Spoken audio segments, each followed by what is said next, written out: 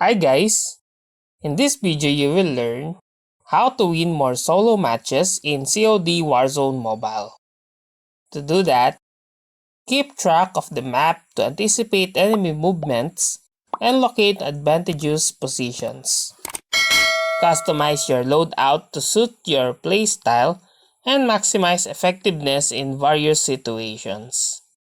Utilize cover and high ground to gain a tactical advantage over opponents. Practice with different weapons to become proficient with their handling and characteristics. Pay attention to audio cues such as footsteps and gunshots to detect nearby enemies. Manage your ammunition, armor plates, and other resources efficiently to survive longer in battles. Choose your battles wisely by assessing the risks versus reward in each encounter. Employ strafing, jumping, and sliding technique to make yourself a harder target to hit. Stay aware of the gas circle's movement and plan your movements accordingly to avoid being caught outside the safe zone.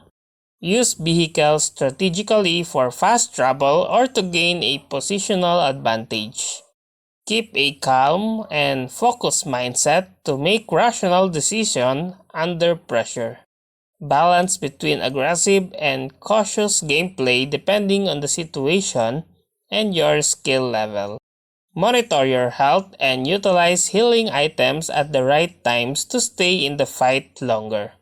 Learn how to use grenades efficiently to flush out enemies or secure kills.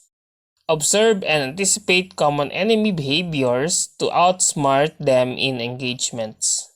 Make use of perks that complement your playstyle and provide tactical advantages. Focus on improving your K or D ratio by prioritizing survival and smart engagement. Anticipate where the final circle will collapse and position yourself accordingly for a strategic advantage.